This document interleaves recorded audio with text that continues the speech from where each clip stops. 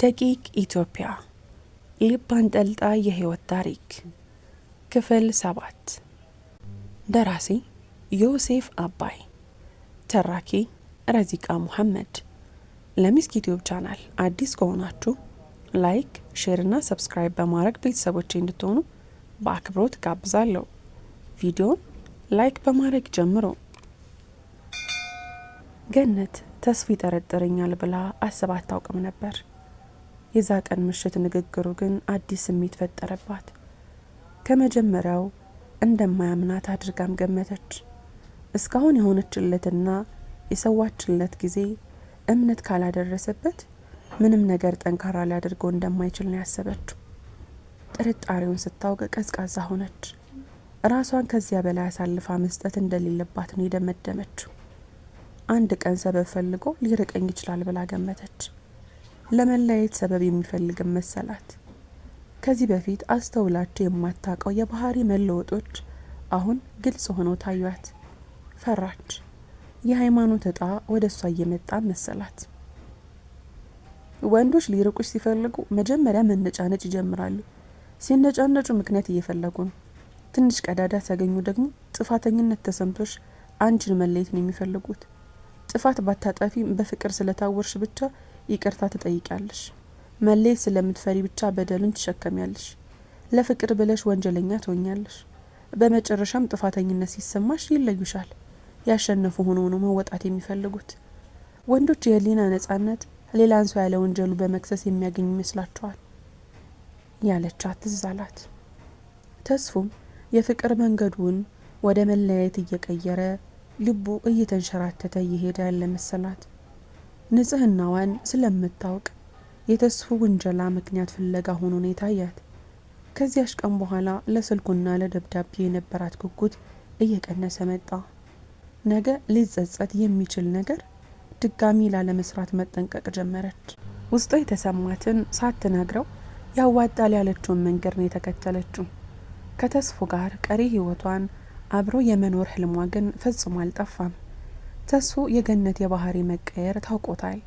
ደብዳቤዋ በግዴለሽነት የሚጻፍ ሆነበት። ሲደውልላትም የምታወራው ቀዝቀዝ ብላ ነው።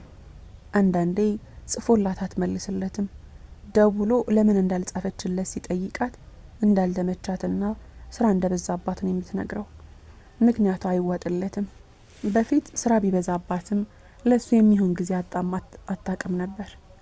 ደብዳቤ ባትጽፍም የስልክ መልእክት ትልክለት ነበር።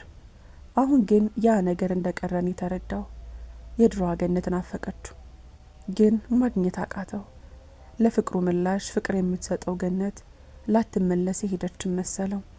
እያጣት እየራቀችው እየሸሸችው ከሌላ ጋር እየተላመደች መለያየታቸውም ጊዜን የሚጠብቅ የማይቀረጣ የሆነ መሰለው። ደጋግሞ ለምን እንደ በፊቱ እንዳልሆነች ቢጠይቃትም ምላሿ አንድ አይነት ነበር። ከበፊቱ ምንም የተለወጠ ነገር እንደሌለና ደጋግማ የምትነግረው ባይዋጥላትም ላለመጨቃጨቅ ዝም ይላታል። የተበላሸው እስኪስተካከል በትዕግስት መጠበቅ አማራጭ የሌለው መፍትሄ ሆነበት። የገነትን ግትርነት ያውቀዋል። መጠየቁ ምንም ጠብ ስለማያደርግለት በተለያዩ ዘዴዎች ችግሩን ለማወቅ ሊሞክር ፈለገ። ተስፉ ልማድ አድርጎት ዱባይ ከመጣ ጀምሮ ቢያንስ በሳምንት 2 ይደውልላታል። ገነት የባህሪ ለውጥ ካመጣች በኋላ በአንድ ወቅት ስሜቷን ለመለካት ብሎ ሳምንቱን ሙሉ ሳይደውልላት አንድ ሳምንት አሳለፈ። ከዝምታ በቀር ከገነት ያገኘው መልእክት አልነበረም። ሲጠፋ እንደ ድሮ አስባ ትደውልልኛለች ብሎ ነበር። አልሆነም። አላስችል ሲለው አንድ ሳምንት እንዳሳለፈ ደወለላት። በግዴለሽነት ነበር ያወራችው። ለምን ስልክ ሳይደውል እንደጠፋ ጭራሽ አልጠየቀችውም። አለመጠየቁ አናደደው። ለሱ ግድ እያጣች እንደሄደች ነው የተረዳው። ይበልጥ ጥርጣሬው በረታ። ያለምንም ምክንያት ጸባያ ሊቀየር አይችልም ብሎ አሰበ። ትክክለኛው ምክንያት እንዲያውቅ ርቀቱ መሰናክል ሆነበት። ከሷ ውጪ ማንም እውነቱን ሊነግረው የሚችል ሰው እንደሌለ ያውቃል። ሃይማኖትን ሊጠይቃት አስቦ ነበር። ሆኖም ግን ለዛ የሚያበቃ ቅርበት ስላልነበራቸው አልገፋበትም። በመጨረሻም ፍንጭ የሚሰጥ ነገር አገኝበታለሁ በሚል የኢሜል ሳጥኗን ያለሷ ፍቃድ መፈተሽን አሰበ። የገነትን የኢሜል አድራሻ መክፈሻ ቃል ያውቀዋል፣ የሱንም ታውቀዋለች። አንድም ቀን ግን የሷን ኢሜል ከፍቶ ለማየት አስበው ያውቅም ነበር። መጀመሪያ ማሰቡ ራሱ ስህተት እንደሆነን የተገነዘበው።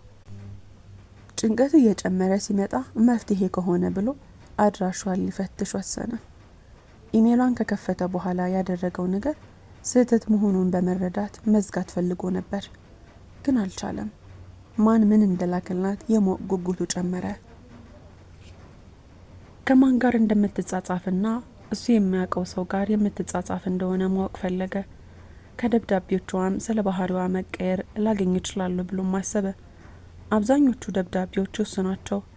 በመሀል ደግሞ አውሮፓ ከምትኖረው እህቷ ጋር የተላላከቻቸውን ተመለከተ። ከዛ ውጪ ሃይማኖት የላከቻቸው የሚያስቁ መልእክቶችና ስዕሎች ናቸው።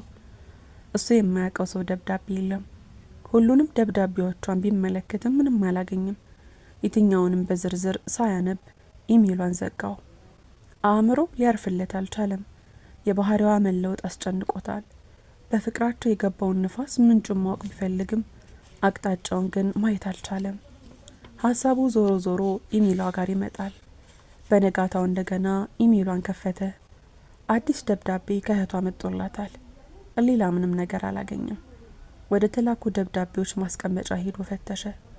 መጨረሻ የላከቻቸው 5 ደብዳቤዎች ለእህቷ ናቸው። ከ2 ቀን በፊት የላከችለት ደብዳቤ መልስ ሳትጽፍለት ከ1 ቀን በፊት ለእህቷ ደብዳቤ ልካ ነበር። ይህን ሲመለከት ውስጡ ተረበሸ። ሆን ብላ መልስ እንደማትጽፍለት ተገነዘበ። ለምን ሆን ብላ ችላ እንደምትለው እንቆቅልሽ ሆነበት። ለሱ መጽሐፍ ትታ ለእህቷ መልእክት የሚያጽፍ ምን ተገኘ በሚል ጥያቄ ተሞልቶ መልእክቶቹን ከመጀመሪያ ጀምሮ ማንበብ ጀመረ። መጀመሪያ አካባቢ ያሉት ደብዳቤዎች ከሰላምታ ውጪ ምንም የላቸውም። ስለ ቤተሰብ፣ ስለ ስራና ሀገር ነው የሚያወሩት። የሱም ስም አልፎ አልፎ ይነሳል። ገነት ለእህቷ ስትጽፍላት ማይ ፊውቸር እያለች ነው ተስፋን የምትገልጸው። ምን ያህል እንደሚያስብላትና እድለኝነት እንደሚሰማት ነው ለእህቷ የጻፈችላት። ተጋብቶ የሚኖሩበት ጊዜ በጣም እንደናፈቃት ነው ደጋግማ የምትገልጽላት ለእህቷ። አብሮ የተነሱትንም ፎቶ ልካላታለች። ያደረገላትን ነገር ሁሉ በዝርዝር ተጽፎ አነበበ። ያን ሲያነብ ውስጡ በደስታ ተሞላ። ቀስ እያለ ሌላውን ደብዳቤዎቿን ሲያነብ ደግሞ ያደረጋትን ለእህቷ የጻፈችበትን ደብዳቤ ላይ ደረሰ። ስለ ጠረጠራት ክፉኛ ስሜቷ እንደተጎዳ ለእህቷ ጽፋላታለች። እህቷ በፍቅረኛሞች መካከል ችግር ሊከሰት እንደሚችልና ለፍቅራቸው ሳንካ እንዳይሆን በደብዳቤዋ ተመክራታለች። ሳትሰስት እየሰጠችው እሷን ባለማመኑ ክፉኛ ስሜቷ እንደተጎዳ ተገነዘበ። ከዛ በኋላ ከመጠንቀቅ በቀር ምንም አማራጭ እንደሌላት የገለጸችበትን አነበበ። መጨረሻ አካባቢ ከእህቷ ጋር የተጻጻፉት ደብዳቤ ላይ ብዙም የሱ ስም አይነሳም። በተነሳበት ቦታ ላይ ግን በደፈናው ፍቅሯን የሚገልጽ ቃላትና እንደሚገናኙ የሚገልጹ ሀረጎችን ነበር የሚያገኘው። ከእህቷ ጋር የተጻጻፈችውን ደብዳቤዎች አንብቦ ከጨረሰ በኋላ ልቡ ለሁለት ተከፈለ። ሆን ብላ እየሸሸችው እንደሆነ በእርግጠኝነት ተረዳ። የወሰደችው እርምጃ ግን ከስህተቱ ጋር አልመጣጠናሉት። ይህን ያህል በእኔ ተጨክናለች የሚል ሀሳብ አልነበረውም። በሰራው ስህተት እንደተቀየረች ሲረዳ መፍትሄው ምን ሊሆን እንደሚችል ማንሰላሰል ጀመረ። በመጨረሻም ከእህቷ ጋር የተላከቻቸውን ደብዳቤዎች እንዳነበበና የወሰደችው እርምጃ ስህተት እንደሆነ ሊነግራት ወሰነ። በፍርሃትና በድፍረት መሀል ከህሊናው ጋር ሲሟገት ቆይቶ በመጨረሻም ደወለላት። ቅዝቅዝ ባለ ድምጽ ነበር ስልኩን ያነሳችው። ከድምጿ በተረዳው ስሜት ንዴት ተናነቀው። ስልኩን ቢዘጋው ተመኘ። ቸልተኝነቷ ውስጡን እየጎዳው ነው። ያለ ፍቃዷ የኢሜል ሳጥኗን መጎርጎሩ ደግሞ ጥፋተኝነት እንዲሰማው አድርጎታል። የምነግርሽ ነገር ነበረ ገኒ፣ ለማውራት ይመችሻል? ከመቼ ወዲህ ነው ደግሞ እኔን ለማውራት ፍቃድ ጠያቂ ሆንኩ? ስትለው በረጅሙ ተነፈሰ በመበሳጨት። ከዚያም ትንሽ ቆይቶ እሺ ትቼዋለሁ ፍቃድ መጠየቁን። ልክ ነሽ። ምንድነው ልትነግረኝ የፈለከው? ሰሞኑን አንቺ ሳታውቂው ኢሜልሽን ስፈትሽ ነበር። ስህተት እንደሆነ አውቃለሁ፣ ግን አንቺ ምንን ሆን ብለሽ ችላ ማለትሽ ስህተት ነው። ኢሜልሽን ያለ ፈቃድሽ በመፈተሽ ይቅርታ። ያንን ያደረግኩት የባህሪሽ መለወጥ ምክንያቱ አልገባ ስላለኝ ነው። ኢሜልሽን ካነበብኩ በኋላ ግን ሁሉም ነገር ተረድቶኛል። ገንዬ፣ የእስካሁኑ ይበቃኛል። ከአንቺ ለመለየት ምንም ቢፈጠር የማላስበው ስለሆነ የድሮ አንቺነትሽን መልሽልኝ ብሏት የምትመልስለትን ለመስማት ዝም አለ። ወዲያው ግን መልስ አላገኝም። ትንፋሿ እንኳን አይሰማውም። ረጅም ጸጥታ። ስልኩም የተዘጋ መሰለው። ስልክ ሲዘጋ የሚያሰማው ድምጽ ግን አልተሰማውም። ገኒ፣ ሰምተሽኛል? ምን ለማግኘት ነው ስትፈትሽ የነበረው? አለችው ንዴት በሞላው ድምጽ። የሰሞኑ የጸባይሽ መቀየር ግራ ስለገባኝ ነው እኮ። ምን ለማግኘት ብላን ባረቀችበት። አይደን ነው ነገርኩሽ እኮ፣ ፍንጭ ለማግኘት። የተውሽኝ በቃ ፍቅራችን እያከተመ ያለ መስሎ ስለተሰማኝ ይህንን ስህተት ፈጸምኩ። ጥፋቴ እረፍት ስለነሳኝ ነው እየተናዘዝኩልሽ አለሁት። እና ምን አገኘ? ታማኝ መሆንሽን። የቀዘቀዝሽብኝ ስለጠረጠርኩሽ መሆኑ ገብቶኛል። ገኒ፣ ይቅርታ እየጠየቅኩሽ ነው። ፍቅር አስገድዶኝ ነው ስህተት የፈጸምኩት።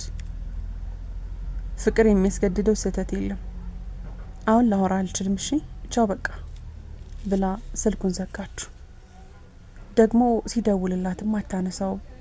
ደጋግሞ ሞከረ፣ መልስ የለም። ጭንቀት ውስጥ ገባ። በስህተቱ ላይ ሌላ ስህተት የደገመ መሰለው። በመናገሩ እፎይታ ሊሰማው አልቻለም። ሌላ ውጥረት ውስጥ ገባ። ሌላ ችግር ጨመረ። ፍቅራቸው ይበልጥ መቀመቅ ውስጥ የሚከት ስህተት የደገመ መሰለው። ደጋግሞ ስልኳን ቀጠቀጠ። በመጨረሻም ሲደውል አነሳችሁ። ሄሎ ገኒ። አላስጨረሰችውም ነበር። ስማ፣ በሀገራችን ሌባ እናት ልጇን አታምንም ይባላል። አንተም ስለማትታመን ነው ያላመንከኝ። እሺ፣ እኔስ እስካሁን ድረስ የማታምነኝ ይመስለኝ ነበር፣ ግን በጀርባዬ ከምትሰልልኝ በግልጽ ብንነጋገር ይሻል ነበር። እንዳንተ እንደ ልጅ ፍቅር ድብብቆሽ መጫወት አልፈልግም። አላማረኝም፣ እድሜም አይደለም። እስከ ዛሬ አላማችን ሩቅ፣ ህልማችን ትልቅ ይመስለኝ ነበር። ለካስ በከንቱ ነበር ጊዜን የማሳልፈው። ለማያምነኝ ለማይታመንልኝ ሰው ነበር ስነዴ ነበረው። ብርሃኔን ለማይፈልግ ሰው ነበረ ሻማ ስሆን ይኖርኩት። ካሁን በኋላ ግን ልትደውልልኝ ባትሞክር ይሻላል። እሺ፣ ልትረሳኝ ሞክር። ላቃጠልከው ጊዜና ፍቅር ሳላመሰግንህ አላልፍ። ቻው ብላ መልሱን ሳትጠብቅ ጆሮ ላይ ዘጋችሁ። የዛን ቀን ተስፉ ብቻውን ሲጠጣ በዝምታ ቤቱ ተቀምጦ በነበር ሲብሰለሰል አደረ። በነጋታው ጠዋት ስልኳን ሲሞክር ክፍት ቢሆንም አይነሳም። አመሻሹ ላይና ከኩለ ሌሊት በኋላም ሲደወል ስልኳ ዝግ ነበር። ብዙ ጊዜ ቢጋጩም ስልኳን ዘግታ አታውቅም። የስልኳ መዘጋት ሰበብ ፍለጋ መስሎ ተሰማው። አኮርፋው ሳይሆን በሌላ ምክንያት ስልኳን አጥፍታው ይሆን የሚል ሀሳብ መጣበት። ጠርጥሯ ታውቅ፣ ግን አሁን ከብሶት ይሁን ካልቀድም ነው ባይነት ሽውታ ቅናት እየገረፈው ነው። ከሌላ ሰው ጋር ትሆናለች ብሎ በማሰብ ውስጡን ቅናትን አወጠው። ቢያምናትም የማይፈልገውን የቅናት ስሜት ሳያስበው ውርር ያደርገዋል። ሆድ ውስጥ ቀዝቃዛ ፈሳሽ የሚወርድ አይነት ስሜት ይሰማዋል። ስልኳን ለምን ዘጋች ብሎ ባሰበ ቁጥር ሳምንቱን ሙሉ ሊያወራት አልቻለም። የሚያስጠላ ሳምንትን የሆነበት የተቀየጠ ስሜት ውስጥ ገብቶ እየተናጠ ነው። ሳምንቱ ያለፈለት። አመት በዓሉም የደረሰው በአመት በዓል ማግስት የት እንዳለች ቢገምትም ከሞባይል ስልኳ ውጪ የማይደርስባት ናፍቆት ሆነችበት። ድምጿ አራበው። ተስፉ ከሀሳቡ ሲነቃ ራሱን የመታጠቢያ ገንዳ ውስጥ ነው ያገኘው። ውሃው የሀሳቡን ሸክም አላቀለለለትም፣ እንደከበደው ነው። ከገንዳው ወጡ በመስታወት ፊቱን ሲመለከት የቀለው አይኑ አልነጣም፣ እንደደፈረሰ ነው። ጭራሽ ሳሙና ገብቶበት በቅላት የደፈረሰን የሚመስለው። በፉጣ ሰውነቱን አደራርቆ ቁምጣና ከነቲር አድርጎ ሳሎን ሶፋ ላይ ዘፍ ብሎ ተቀመጠ። ሳሎኑ ስርዓት አጧል። የተጋቡ ባዶ ጠርሙሶች፣ ግማሽ ውስጥ የቀራቸው ብርጭቆች፣ ባዶ የቢራ ቆርቆሮች፣ ወለሉ ላይና ጠረጴዛው ላይ ተበታትነዋል። ጠርሙሶቹን ሰብስቦ የቆሻሻ ቅርጫት ውስጥ፣ ብርጭቆዎቹን ደግሞ እቃ ማጠቢያ ውስጥ ከቶ እንደገና ሳሎን ተቀመጠ። ስልኩን አንስቶ ገነት ጋር ደወለ። ዝግ ነው። አዲስ አበባ መኖር ከጀመረች ጀምሮ አመት በዓል ሲመጣ ወላጆቿ ጋር ደብረ ዘይት ነው የምታሳልፈው። የቤተሰቦቿን የቤት ስልክ ቁጥርም አያውቀውም። ማን ጋር ደውሎ ሰላም መሆኗን መጠየቅ እንዳለበት አሰበ። ማንም አልመጣለትም። ቢኖርም ሶስተኛ ሰው ማስገባቱ ሌላ ችግር መፍጠር ሆኖ ተሰማው። መፍትሄ ብሎ የሚያስባቸው ነገሮች ሁሉ ችግር እየሆኑበት ግራ ገብቶታል። አማራጭ አጣ። ስለ ገነት ላለማሰብ ቴሌቪዥን ከፍቶ ለማየት ሞከረ። ቻናሉን እየቀያየረ ፕሮግራም ቢፈልግም ትኩረቱ ቴሌቪዥኑ ጋር አይደለም። አይኑ የትም አይደለም የሚያርፈው። ፍዝዝ ብሎ መሀል ላይ በአየሩ የታገተ ይመስል ባዶ ነገር ነው የሚታየው። አእምሮ መሰብሰብ አቅቶታል። እህቱ ቤት በጊዜ ሄዶ እንኳን አደረሳችሁ ማለቱን መረጠ። ስሜቱን እየረበሸ ያስቸገረውን ሀሳብ ለመርሳትም መሄዱን የመረጠው። ከዳንኤል ጋር ለመገናኘትም ተቀጣጥረዋል። እንደ ነገሩ ለባብሶ ከቤቱ ወጣ። የእህቱን ቤት በር ሲያንኳኳ የተቀበለው የእህቱ ባል ነበር። ነጭ በነጭ ለብሶ አመት በዓሉን መስሏል። የሞቀ ሰላምታ ከተለዋወጡ በኋላ ባዶ ወንበር ፈልጎ አስቀመጠው። አጠገቡ ያሉትን ሰዎች በአንገቱ ሰላምታ ሰጣቸው። አያውቃቸውም። ጠባባ ሳሎን በሰዎች ተሞልታን ያገኘው። እህቱ ወደ እሱ ስትመጣ አያት። ሽሩባ ተሰርታለች። ያደረገችው የሀገር ልብስ ከረጅም ቁመኗና ወፍራም ሰውነቷ ጋር ግርማ ሞገስ አላብሷታል። ይበልጥ የቀላች መሰለው። ውብ ፊቷ በፈገግታ ፈክቷል። ፈገግቷ ቢጋባበት ተመኘ። አንቺማ ምን አለብሽ አለ ለራሱ በሆዱ። ስትጠጣን ያደርጉ አይደል አለችው ሰላምታ ከተለዋወጡ በኋላ። ፈገግቷ የሚደብርም አይመስል በእህታዊ የፍቅር አይን ነው የምትመለከተው። አመት ባል አይደል እንዴ? በምን አወቅሽ ግን አላት በመውደድ ስሜት እያያት። አይንህ ቀልቷል። ፊትህ ራሱ ድክም ያለን የሚመስለው። የት ነበር ስጠጣ የነበረው አለችው ፊቱን ጸጉሩን እየደባበዘች። ቤት ክብሮም አልነገረሽም አላት በአገጩ ወደ ክብሮም እያሳያት። ከፊት ለፊታቸው ከሁለት ሴቶች መሀል ተቀምጧል። ቢተያዩም ሰላምታ አልተለዋወጡም። ያልነገረኝም እሱ መቼ እኔን በቅጡ ያወራና አንተ ቤት ነው እንዲያደረው የሚያሳድረው ሲኖር አይደል አላት በንዴት መንፈስ። ምን ነው ተጣላችሁ አለችው ሳቋ እየመጣ። እንደማይስማሙ ታውቃለች። ተይ የሱን ነገር ባክሽ አለ እንደ መሰልቸት ብሎ። የእናንተ ነገር ባልና ሚስት ይመስል ሁሌ መጋጨት ነው። ደግሞ ምን ሆናችሁ? አንቺና ባልሽ ሁሌ ትጋጫላችሁ ማለት ነው አላት በማሾፍ። አረ ጦሳችንን። እውነትሽ ነው ጦሳችሁን ከአይን ያውጣችሁ ቱፍ ቱፍ ቱፍ ሲላት ከት ብላ ሳቀች። የኔ ነገር ከመግባት በወሬ ጠመድኩ። የሚበላ ሳላመጣለ ወይስ ራስህ ታነሳ? ምርጫዬን ታውቂ የለ እህት አለም ካልጫው በዛ አድርጊ ሲላት ከአጠገቡ ተነስታ ሄደች። ምግቡ መጣለት። የሀገር ባህል ምግብ አንድም አልቀረም ከዱለት በቀር። ዶሮ፣ ጥብስ፣ አልጫና ቀይ ወጥ ከነጭ እንጀራ ጋር ቀረበለት። እንደ ሰዓት ሰሪ አቀርቅሮን የተመገበው ጣፍጦታል። እህቱ እንግዳ ለማስተናገድ ስትነሳ ባለቤቷ አጠገብ መጥቶ ቁጭ አለ። እንጀራ ይጨመርልህ እንዴ ተስፍሽ አለው አበላሉን አይቶ። አያይ በቃኝ። አረተው ጨምር ብሎት ከመቀመጫው እንጀራ ሊያመጣለት ሲነሳ ተስፉ በአንድ እጁ ይዞ አስቀመጠው። ጠግብ ያለው ሲሎ ተቀመጠ። ካልክ መቼ? እንዴት ነው ብቸኝነቱ? እየታገልን ነው። ምንድነው ነገሩ? ሴት ከወንድ እህል ከወንድ ይባላል እኮ። ጓደኛህን አምጣትና ቤትህን ሞቅ ሞቅ አድርገው እንጂ። ተስፉ ስለ ገነት ሲነሳ ዳግም ውስጡ ተረበሸ። በጊዜዋ ትመጣለች፣ ለሁሉም ጊዜ አለው ብሎ የለ እንዴ ጠቢቡ ሰለሞን? እሱስ እውነትህን ነው።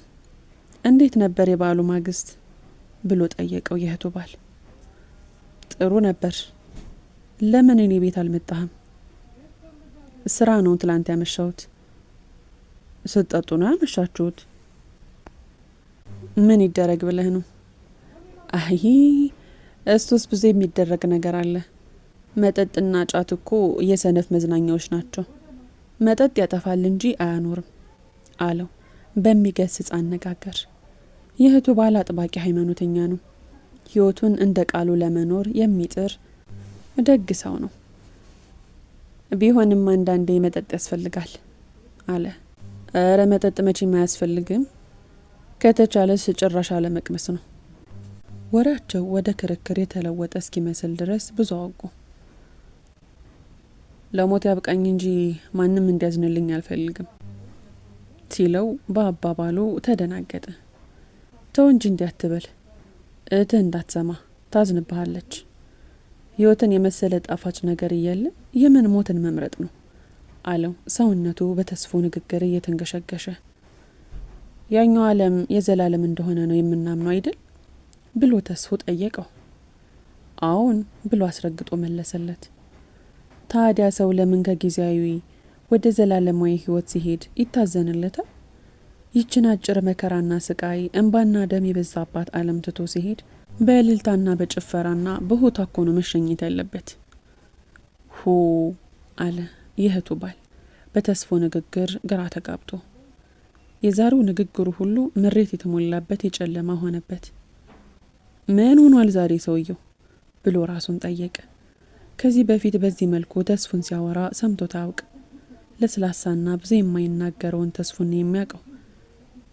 ቤተሰብ እንዴት ናቸው ከሚል ደረቅ ጨዋታ ውጪ እንዲህ ቁም ነገር አውርተው ማያውቁ። ትላንት ሲጠጣው የነበረው መጠጥ የዞረ ድምርም ሊሆን ይችላል ብሎ አሰበ። ግን ንግግሩ የጠጭም ስካሩ ያለቀቀው ሰውም አይመስልም። ለአፍታ በግርምታ ፍጦ ካየው በኋላ በምድር በሰራነው ስራ ወደ ገሃነም እሳት ስንወረወርስ ለዘላለም ስንሰቃይ ልንኖር ነው አለው። አትጨነቅ፣ ገሃነም እሳት የሚባል ነገር የለም አለ እንጂ እንዴታ። ሰውነትም ጥቅሱን አስከትሎ ቀጠለ። ልክ ጠቅሰኸዋል። ለካ እንዲህ እያለ ነው ሰው ሁሉ ለኃጢአት የሚደክመው ብሎ በግርምት ራሱን ነቀነቀ። ውድና የተከበራችሁ የሚስኪ ዩቲዩብ ቻናል ተከታታዮቼ ክፍል 8 ይቀጥላል። ታሪኩን ከወደዳችሁት ላይክ፣ ሼር፣ ሰብስክራይብ ማድረጋችሁን እንዳትረሱ።